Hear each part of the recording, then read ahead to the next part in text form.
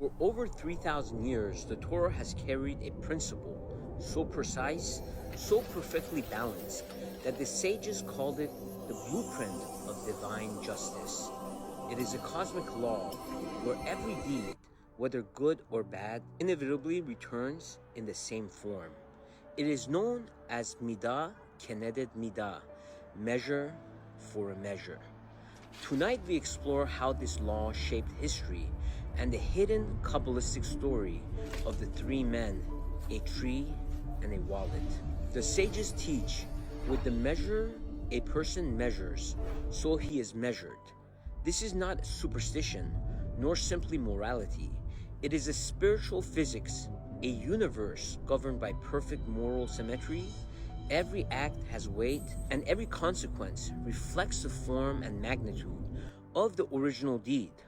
The Torah shows that justice is not random of existence.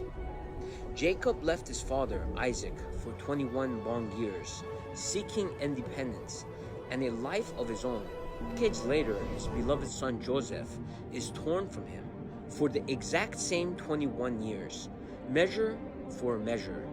The pain Jacob caused his father now echoes through the life of his own child, teaching that the consequence of our own actions often return across generations.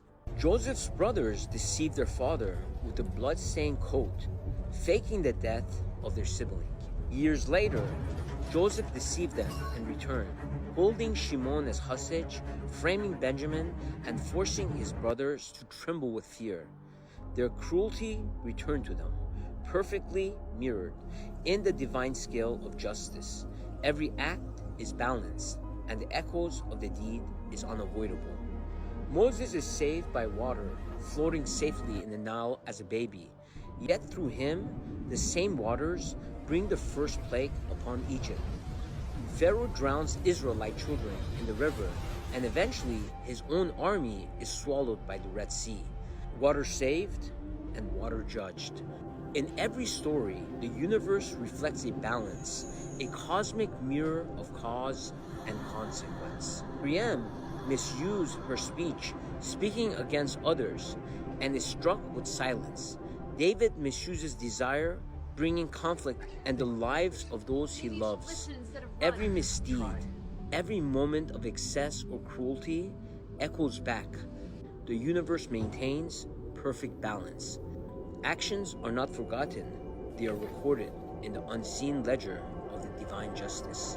One of the most striking examples of divine justice appears in the Midrash.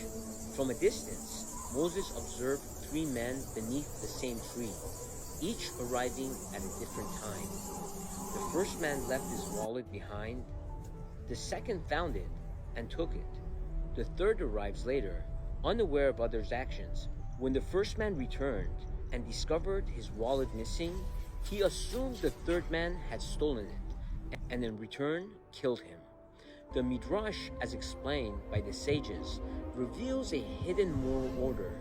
The first man had been a murderer in his past life. The second man had been robbed, and the third had once stolen. In a single, seemingly ordinary moment, each soul experienced its measure.